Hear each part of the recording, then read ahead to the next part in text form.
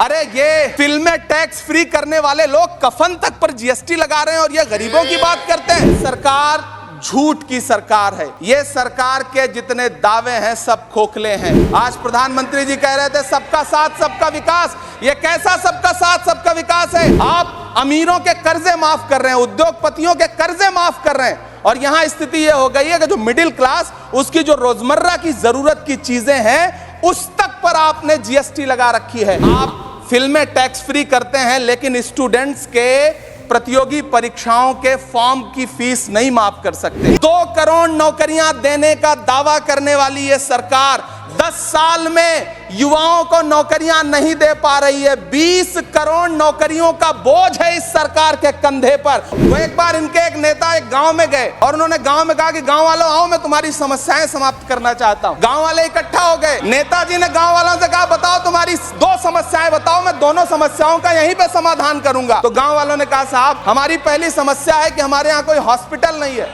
तो नेताजी ने मोबाइल निकाला, कहीं फोन मिलाया और मिला के फोन पे पता नहीं क्या कुछ कहा कि यहाँ गांव में हॉस्पिटल नहीं है। हॉस्पिटल, तुरंत यहाँ हॉस्पिटल चाहिए। गांव वाले खुश हो गए कि 1 मिनट में यहाँ हॉस्पिटल आ रहा है। अगली समस्या के बारे में उन्होंने, नेताजी ने गांव वालों से कहा कि मैंने आपकी पहली समस्या समाप्त कर दी, दूसरी समस्या बताओ। तो गांव वालों ने कहा साहब इस गांव में कोई भी मोबाइल का नेटवर्क ही नहीं है। ये है इनके काम करने का तरीका, ये है झूठ बोलने का तरीका। झील में पानी बरसता है हमारे देश में, झील में पानी बरसता है हमारे देश में, खेत पानी को तरसता है हमारे देश में, जिंदगी का हाल खस्ता है हमारे देश में, दूध महंगा खून सस्ता है हमारे देश में। क्यों हर दिन 31 किसान आत्महत्या करने को मजबूर हैं? ये सरकार उन पर क्यों बात नहीं करती?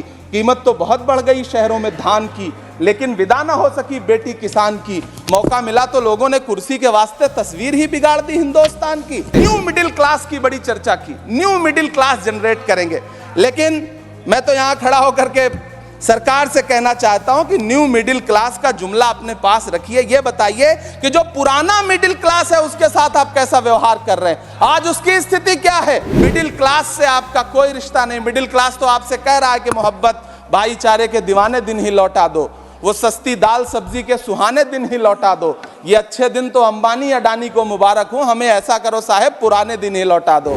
वो पुराने दिन जो बहुत अच्छे थे, वो पुराने दिन जहां लोग एक दूसरे से मिलजुल करके रहते थे। पूरा सदन अमृत काल के बजट की चर्चा कर रहा है, मैं तो गरीबों की रोटी और दाल के बजट की चर्चा करूंगा। तुम्हारी फाइलों में गांव का मौसम गुलाबी है, मगर ये आंकड़े झूठे हैं, ये दावा किताबी है।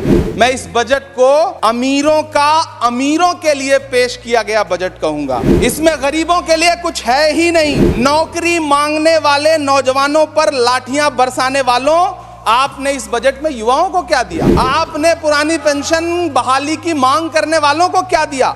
सालों से अपने लिए छत तलाश रहे लोगों को आपने इस बजट में क्या दिया? और फिर आपको पूरी उम्मीद है कि पूरा देश आपके इस पेश किए गए बजट पे लहालोट हो जाए, तालियां पीटे, मंगल गान गाए। कैसे संभव है?